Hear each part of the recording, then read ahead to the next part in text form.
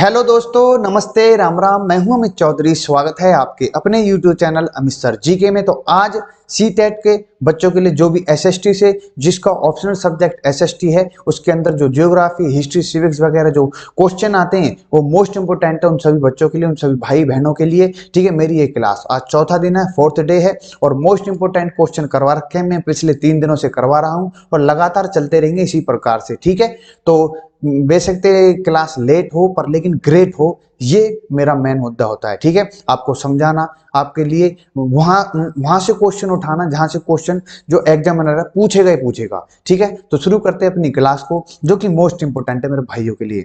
ठीक है, तो आपको बता दी मैंने, मेरा जो है ये सारे क्वेश्चन होते हैं कंसेप्ट और प्रीवियस ईयर के क्वेश्चन के साथ, जैसे मैंने पिछले 3 दिनों में करवाए हैं। सभी के सभी इंपोर्टेंट क्वेश्चन थे। उनकी पीडीएफ मेरे टेलीग्राम पर आप प्राप्त कर सकते हो। डिस्क्रिप्शन में लिंक दे दूंगा अमित सर जी के, वहां पर सर्च कर लेना। चाहे वैसे ज्वाइन मत करो पर लेकिन पीडीएफ प्राप्त करके आप रिवीजन कर सकते हो। तो आज का फर्स्ट क्वेश्चन आपके सामने है, मोस्ट इंपोर्टेंट क्वेश्चन है।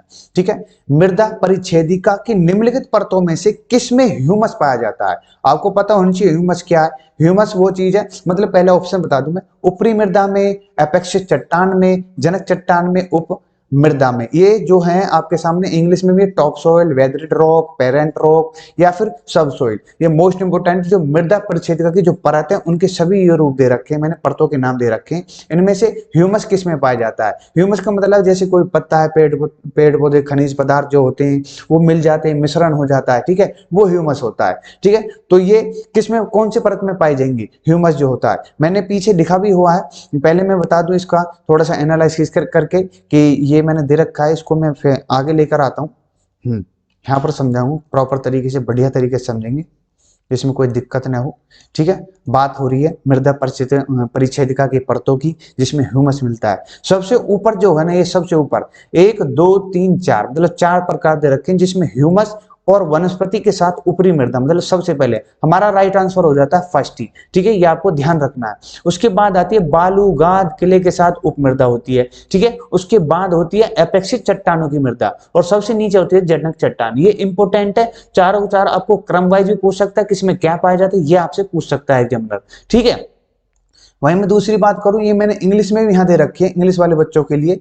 1 मिनट रुके, मैं इसको, हाँ ये देखो, रफ करके आपको समझा दूंगा।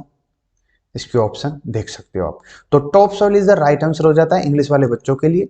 ये मोस्ट इंपोर्टेंट है, आपको समझना है कि क्या क्या चीज कहाँ कहाँ को किस मृदा की परतों में कौन कौन सी चीजें प्राप्त होती हैं या पाई जाती हैं। ठीक है, तो top soil is the right answer हो जाता है यहाँ पर मेरे भाइयों। ये ब्लैक ले लेता हूँ, कोई बात नहीं। Top soil is the right answer. उसके बाद सब सॉइल है, फिर पेरेंट रॉक है, फिर बेड रॉक है। ये सभी चीजें मैंने आपके सामने लिख रखी हैं। ठीक है, तो शुरू करते हैं। थोड़ा सा मैं बता दूं, जो पृथ्वी की जो पृष्ठ पर दानेदार जो कण है मैंने बता दिए, आवरण की पतली परत पर मृदा कहलाती है और यह भूमि से निकटता से जुड़ी हुई है। सतल रूप मृदा के प्रकार को निर्धारित करते हैं। खनिज और जैव पदार्थ सही मिश्रण मृदा के उपजाऊ को बनाते हैं। ठीक है, जिससे अच्छी पैदावार होती है मेरे भाई। ठीक है, हाँ नेक्स्ट क्वेश्चन पर आपके सामने नेक्स्ट क्वेश्चन है। 1930 में कांग्रेस ने किसके नेतृत्व में पूर्ण स्वराज के लिए लड़ाई लड़ी थी? ठीक है, ये इंपोर्टेंट क्वेश्चन है। सुभाष चंद्र बोस ने, जवाहरलाल नेहरू ने, लाला लाजपत राय ने, बाल गंगाधर तिलक ने। अब आपको पता होगी 1930 की बात हो रही है। सुभाष चंद्र बोस तो बहुत बाद में आए थे। ठीक है, लाला लाजपत राय साइमन कमीशन का विरोध करते हुए 1928 में इनकी मृत्यु हो चुकी थी। बाल गंगाधर तिलक जी का मतलब ही नहीं है, तो राइट आंसर हो जाता है जवाहरलाल नेहरू। मैं प्रॉपर तरीके से लेकर आया हूं जो कांग्रेस का जो लाहौर अधिवेशन हुआ 1930 में, उसके थोड़ा सा एनालाइसिस कर दूं। इसकी पृष्ठभूमि 1929 में हुई लाहौर अधिवेशन में, कांग्रेस का कलकत्ता अधिवेशन 1928 में हुआ। ये सभी चीजें पूछ सकता है आपसे। 1929 की राजनीतिक घटनाएं हैं हुई उसी समय। लॉर्ड इरविन उस समय कौन था? वायसराय था या गवर्नर जनरल था? ये इंपोर्टेंट है, आपको पूछ सकता है। ठीक है, लॉर्ड इरविन की घोषणा 31 अक्टूबर 1929 में हुई। फिर कांग्रेस का लाहौर अधिवेशन 1929 पूर्ण स्वराज और जवाहरलाल नेहरू की अध्यक्ष चुने जाने के कारण लाहौर अधिवेशन के पास किया गया प्रस्ताव। ये सभी चीजें मैंने पॉइंट वाइज आपको समझा दिया। और पहला स्वतंत्र दिवस 26 जनवरी 1930 को बनाया गया था। ठीक है, उनकी अध्यक्षता मतलब जो मेन मोटिव थे, जो मेन आदमी थे या मेन जो लीडर थे वो जवाहरलाल नेहरू जी थे। तो यहाँ पर राइट आंसर हो जाता है आपका जवाहरलाल नेहरू। ठीक है मेरे भाई, तो यहाँ पर जो ये सी भी उल्टे सीधे हो गए तो गूगल के माध्यम से, क्योंकि मैंने जैसे कन्वर्ट किया तो ये इंग्लिश का हिंदी, हिंदी इंग्लिश ऊपर नीचे हो गए, जिसमें एक ऑप्शन भी देने रखा। तो यहाँ पर जो है Jawaharlal Nehru is the right answer हो जाता है। ए बी सी डी का पर मत जाइएगा, अपने आंसर पर जाइए, Jawaharlal Nehru is the right answer. ठीक है मेरे भाई, नेक्स्ट पर चलते हैं। नेक्स्ट क्वेश्चन है, मंगल पांडे ने 1857 के विद्रोह की पहली गोली किस स्थान पर चलाई थी? ये जो क्वेश्चन है अभी यूपी पीजीटी में देखा गया क्वेश्चन है। ठीक है हमारे 2021 में मैंने देखा था, इसको पढ़ा था, कई बार रिपीटेड क्वेश्चन हो जाते हैं इधर से उधर। यूपी पीजीटी, यूपी टेट जो हुआ था, सुपर टेट जो होते हैं, ठीक है, ये इंपॉर्टेंट इनमें से क्वेश्चन उठते हैं और आपके सी टेट में डाल देते हैं वो एग्जामिनर, इसलिए रिपीटेड क्वेश्चन हर बार पूछे जाते हैं। तो यहाँ पर जो मंगल पांडे जी ने जो गोली चलाई थी वो मेरठ छावनी या झांसी या बैरकपुर छावनी या कानपुर। तो सबसे पहले इन्होंने ही कुल मिलाकर स्वतंत्रता संग्राम के जो लिए युद्ध लड़ा था, सबसे पहले यही लड़ाई थी 1857 में जो विद्रोह हुआ था, उसको ही स्वतंत्रता मतलब कि जो संग्राम था या स्वतंत्रता की लड़ाई लड़ने वाली पहली ही लड़ाई इसको कहा जाता है, जो कि क्रांति कहा जाता है। 1857 की क्रांति को ही स्वतंत्रता संग्राम की क्रांति कहा जाता है। ये आपको पता होगी, सुनी भी होगी। ठीक है, जो रिवोल्ट हुआ था 1857 में। ठीक है, इसकी शुरुआत करने वाले मंगल पांडे जी थे। ठीक है, तो इसका राइट आंसर हो जाता है सी, बैरकपुर। मैं थोड़ा डिटेल में बता देता हूँ मंगल पांडे जी के बारे में। इनकी जो जन्म हुआ था 19 जुलाई और 1827 मंगल पांडे जी का जन्म हुआ था। 1849 में ईस्ट इंडिया कंपनी की सेना में शामिल हुए थे। ठीक है, ये 34 बंगाल नंबर इन्फेंट्री में ये शामिल हुए थे, आपको पता होनी चाहिए भी। ठीक है, 1856 में सेना में ग्रीस कारतूस का इस्तेमाल शुरू हुआ था और फरवरी 1857 में कारतूस में जानवरों की चर्बी, जिसमें बताया गया कि सूअर की और गाय की चर्बी को मिलाकर के इस कारतूस में इस्तेमाल किया गया था, जिसके लिए बहुत ज्यादा विरोध हुआ था। और 29 मार्च 1857 को मंगल पांडे जी ने अंग्रेजों के खिलाफ आवाज उठाई। ठीक है, उस आवाज उठाई मतलब दो अंग्रेज के जो उनके जो अपने पुलिसकर्मी थे उनको मार गिराया था। फिर इनको 8 अप्रैल 1857 को इनको फांसी दे दी गई थी। ठीक है, कुल मिलाकर आपको सभी चीजें मैंने बता दी मंगल पांडे जी के बारे में। नेक्स्ट क्वेश्चन पर चलते हैं। नेक्स्ट क्वेश्चन, एक मिनट, निम्नलिखित में से युद्ध जो कौन सा युद्ध सबसे अंत में हुआ है? पानीपत का, चौसा का, तराइन का, खानवा का? तो इसका राइट आंसर आपको बताना है। सबसे पहले मैं इनकी डेट बता देता हूँ कौन कौन से युद्ध कब हुआ था। पानीपत का युद्ध हुआ था सबसे पहले 1526 में, चौसा का युद्ध होता है 1539 में, फिर तराइन का युद्ध आपको पता होगी 1191 में, और खानवा का युद्ध हुआ था 1527 में। तो आप अंदाजा लगा सकते हो तो सबसे अंत का युद्ध कौन सा हुआ था, जो कि इनमें से 1539 इज द राइट आंसर हो जाता है, जो कि शेरशाह सूरी और हुमायूं के बीच में होता है। हुमायूं किसका लड़का था? बाबर और इब्राहिम लोदी के बीच में यहाँ पर 1526 में पानीपत का युद्ध हुआ था। वहीं पर खानवा का युद्ध 1527 में बाबर का युद्ध हुआ था।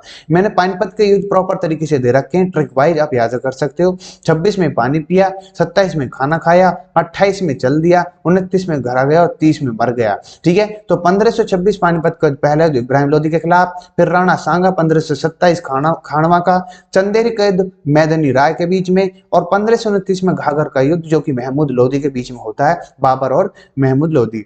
ठीक है, 1530 में इसकी मृत्यु हो जाती है। ये आपके सामने सभी चीज मैंने बता दी है। इसका राइट आंसर हो जाता है यहाँ पर 1539, जो कि चौसा का युद्ध हुआ था हुमायूं और शेरशाह सूरी के बीच में। इस प्रकार से आपसे क्रम वाइज पूछ सकता है एग्जामिनर क्वेश्चन। नेक्स्ट क्वेश्चन पर चलते हैं मेरे भाई।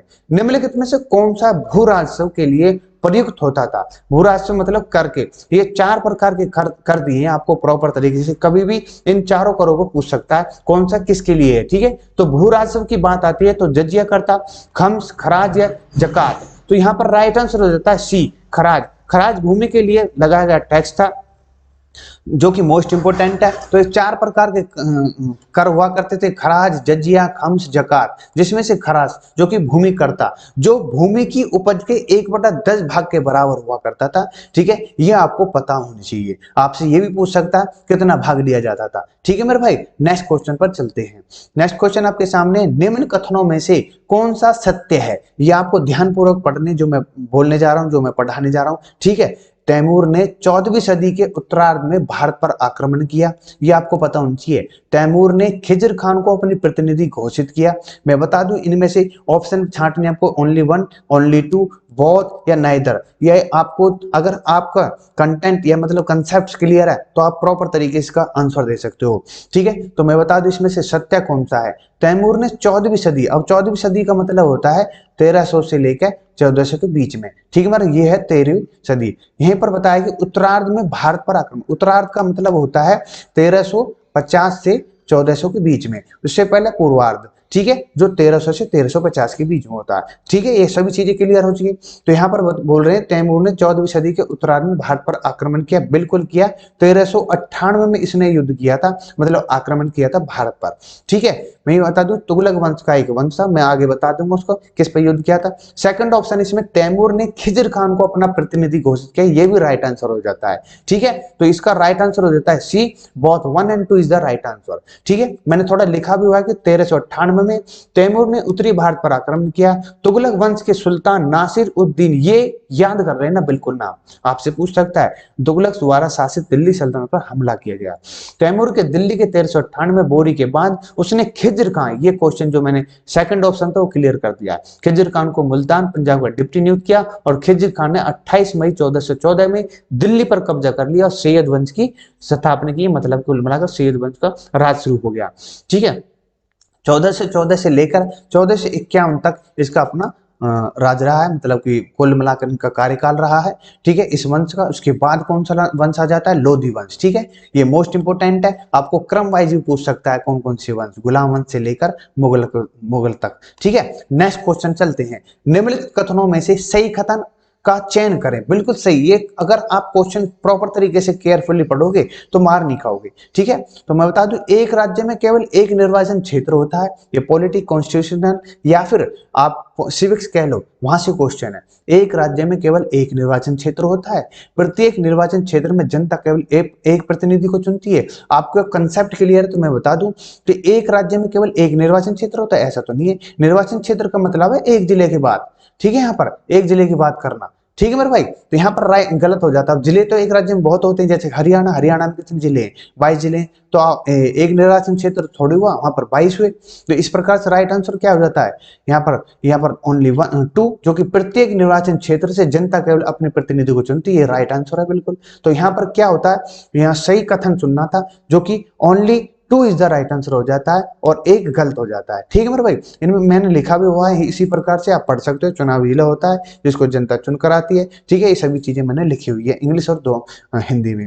निर्वाचन क्षेत्र एक उसमें आया था पेपर में, निर्वाचन क्षेत्र जो है कॉन्स्टिट्यूएंसी, ये शब्द कहाँ से लिया गया है, ये इन कमेंट मुझे बताना। ठीक है, अभी कुछ दिन पहले आया था क्वेश्चन। नेक्स्ट क्वेश्चन है, निम्नलिखित कथनों में से कौन सा भारतीय संविधान में समानता के प्रावधान में शामिल नहीं है। इंपॉर्टेंट क्वेश्चन है, समानता के प्रावधान। समानता आर्टिकल 14 टू 18। ठीक है, ये आपको ध्यान में रखना। ठीक है, तो सभी व्यक्ति कानून की दृष्टि में समान है, बिल्कुल आर्टिकल 14 में बोला गया है। ठीक है, किसी भी व्यक्ति के साथ जाति, धर्म, जन्म स्थान आदि के आधार पर भेदभाव नहीं किया जा सकता, ये भी समानता में आता, आर्टिकल 15 है। लेकिन नेक्स्ट क्वेश्चन फोर्थ पढ़ लेता हूं, भारत में अस्पृश्यता का उन्मूलन कर दिया गया, ये कौन सा आर्टिकल में, ये है आर्टिकल 17 में। ठीक है मेरे भाई, ये आपको पता होना चाहिए। लेकिन जो सभी व्यक्तियों को भारत के किसी भी भाग में घूमने का जो अधिकार है, ये आर्टिकल 19 के फर्स्ट सब क्लॉज में दिया हुआ है। ठीक है, अब आपको बताना आर्टिकल 19 किस अधिकार की बात करता है, ये मोस्ट इंपोर्टेंट है। ठीक है मेरे भाई, ये इन कमेंट मुझे बताना, सभी के सभी इंपोर्टेंट थे, सभी के आर्टिकल मैंने बता दिए। तो इसका राइट आंसर जो मतलब कि समानता में शामिल नहीं है, वो है सी नहीं है। ठीक है, इससे मतलब कि बाकी के ए बी डी जो कि तीनों ही समानता के प्रावधान में शामिल है। ठीक है, नेक्स्ट क्वेश्चन जो कि मोस्ट इंपोर्टेंट है, गठबंधन सरकार से अभिप्राय। गठबंधन का मतलब आप सभी को जानते होंगे। ठीक है, चुनावों के बाद किसी भी दल को स्पष्ट बहुमत न मिलने की स्थिति में 2 या 2 से अधिकार राजनीतिक दलों के बीच सत्ताधिकारी, बिल्कुल राइट आंसर ए ही हो जाता है। यहाँ पर ज्यादा पढ़ने की जरूरत नहीं है, गठबंधन तो वही है। ठीक है, बहुमत सरकार आपको जैसे पता होगी, प्रेजेंट में वर्तमान के अंतर्गत बीजेपी सरकार चल रही है, उनकी अपनी बहुमत है, तो गठबंधन आप समझ जाते होंगे, 2 या 2 से अधिक पार्टी का जोड़ना, वही गठबंधन सरकार कहलाती है। बाकी गलत हो जाती है। ठीक है, जैसे कि राज्य सरकार और पंचायत राज, इसका तो मतलब ही नहीं है। केंद्र और राज्य सरकार के बीच में सत्ता बिल्कुल गलत है। कार्यपालिका न्यायपालिका का मतलब ही गलत है। ठीक है, सिंपल आंसर था इसका, ए इज द राइट आंसर हो जाता है। नेक्स्ट क्वेश्चन पर चलते हैं। नेक्स्ट क्वेश्चन है, ध्यानपूर्वक पढ़ना, निम्न में से कौन सा कथन सत्य नहीं है बिल्कुल। ठीक है, यहाँ पर सत्य नहीं है ये क्वेश्चन पूछा गया है। पहला है कि राज्यपाल की नियुक्ति केंद्र सरकार द्वारा होती है। नेक्स्ट है, राज्यपाल राज्य की प्रथम नागरिक होता है, या फिर यह राज्य की सरकार के कार्यों को देखरेख करता है। नेक्स्ट ऑप्शन है कि यदि राज्य की सरकार संविधान के अनुसार कार्य नहीं करती तो राज्यपाल उसे बर्खास्त कर सकता है। ये आपके सामने ऑप्शन है। क्या लगता है आपको इनमें से कौन सा ऑप्शन गलत होगा? मेरी नजर में जो मैं कहना चाहता हूं, राज्यपाल की नियुक्ति केंद्र सरकार द्वारा की जाती है, बिल्कुल राइट आंसर है।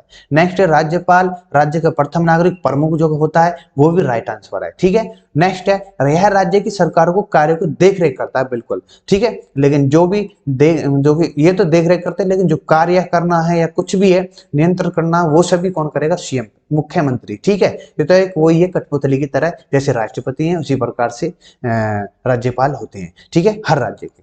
नेक्स्ट है, मतलब कि तीनों राइट हो गए, तो कथन कौन सा गलत हो गया? डी, यदि राज्य की सरकार संविधान के अनुसार कार्य नहीं करती तो राज्यपाल उसे बर्खास्त कर सकता है, बिल्कुल नहीं, गलत हो जाता है ये आंसर। ठीक है, तो D is the right answer हो जाता है। यहाँ पर जो कथन है वो गलत है, डी। ठीक है, नेक्स्ट क्वेश्चन पर चलते हैं। नेक्स्ट क्वेश्चन है, सत्य कथन चुनिए। इसी प्रकार से क्वेश्चन आते हैं भाई आजकल, सी टेट हो, यूपी टेट हो, या फिर एच टेट हो, कोई भी हो, सुपर टेट हो, इसी प्रकार से आपसे क्वेश्चन। ऐसा नहीं है कि आर्टिकल पूछ लिए, इस आर्टिकल में क्या है, ऐसा कुछ नहीं भाई। नेक्स्ट इसमें है कि स्वास्थ्य का अधिकार मौलिक अधिकार का हिस्सा है, परंतु यह सबके लिए समान रूप से उपलब्ध नहीं है, बिल्कुल राइट आंसर है मेरी नजर में। निजी क्षेत्र में स्वास्थ्य सुविधाओं सार्वजनिक क्षेत्र की तुलना में बेहतर है, आपको पता होगी आजकल। ठीक है, आप सरकार को सरकारी चीज को देख लो, हॉस्पिटल है, कुछ भी हो, और वहीं पर प्राइवेट को देख लो, तो आप कंपेयर अपने आप समझ जाओगी कि कौन सा बेटर है। तो यहाँ पर यही चीज बोली है कि निजी क्षेत्र में, मतलब कि जो प्राइवेट है, स्वास्थ्य सुविधाएं जो होती हैं सार्वजनिक क्षेत्र की तुलना में बेहतर है, बिल्कुल राइट आंसर हो जाता है यहाँ पर, बहुत सी इज द राइट आंसर हो जाता है। ठीक है, नेक्स्ट है, निम्नलिखित कथनों पर विचार कीजिए। जयदेव ने गीत गोविंद की रचना संस्कृत भाषा में की, बिल्कुल राइट आंसर है। इस रचना का हर गीत एक विशेष राग और ताल में रचित है। ठीक है, ये भी राइट आंसर हो जाता है। ये लास्ट ईयर क्वेश्चन आया हुआ क्वेश्चन है। ठीक है, इसके जो बोथ स्टेटमेंट आर ट्रू है, सी इज द राइट आंसर हो जाता है। ठीक है, आपको पता होना चाहिए गीत गोविंद की रचना संस्कृत भाषा में है, जो कि जयदेव जी की है। ठीक है, नेक्स्ट क्वेश्चन पर चलते हैं। किस सुल्तान ने मंगोलों के प्रति आक्रामक रणनीति अपनाई थी? ठीक है, जैसे कि भारत है, आप एक अंदाजा लगा लो। ठीक है, इसके ऊपर चीन है, यहाँ पर इसके ऊपर छोटा सा मंगोलिया देश है। ठीक है, वहां से आते थे ये। ठीक है मेरे भाई, भारत में एंट्री करने के लिए उनके लिए किसने आक्रामक रणनीति अपनाई थी, वो चीज पूछ रहा है यहाँ पर। तो ग्यासुद्दीन बलबन ने, अलाउद्दीन खिलजी ने, मोहम्मद बिन तुगलक ने, या सिकंदर लोदी ने? राइट आंसर हो जाता है MBT। ठीक है, मोहम्मद बिन तुगलक एक ऐसा इंसान था जिसने मंगोलों के खिलाफ, बहुत अटैक हुए थे इसके शासनकाल में, तो इसलिए इसने मंगोलों के खिलाफ एक आक्रामक रणनीति अपनाई थी। ठीक है, जिसमें इसको काफी हर्जाना पड़ा, मतलब कुल मिला के कर्ज में डूब गया था, भूखमरी सी हो गई थी उस समय। ठीक है, तो सी इज द राइट आंसर हो जाता है यहाँ पर। नेक्स्ट क्वेश्चन पर चलते हैं। नेक्स्ट क्वेश्चन है, आज का लास्ट क्वेश्चन है, मोस्ट इंपोर्टेंट क्वेश्चन है। प्रतिहार नरेश नागभट्ट ने कन्नौज के राजा चक्रयुद्ध को पराजित किया, इस बात की जानकारी किस स्रोत से मिलती है? ये लास्ट ईयर आया हुआ क्वेश्चन है, इसलिए मैंने भी डाल दिया।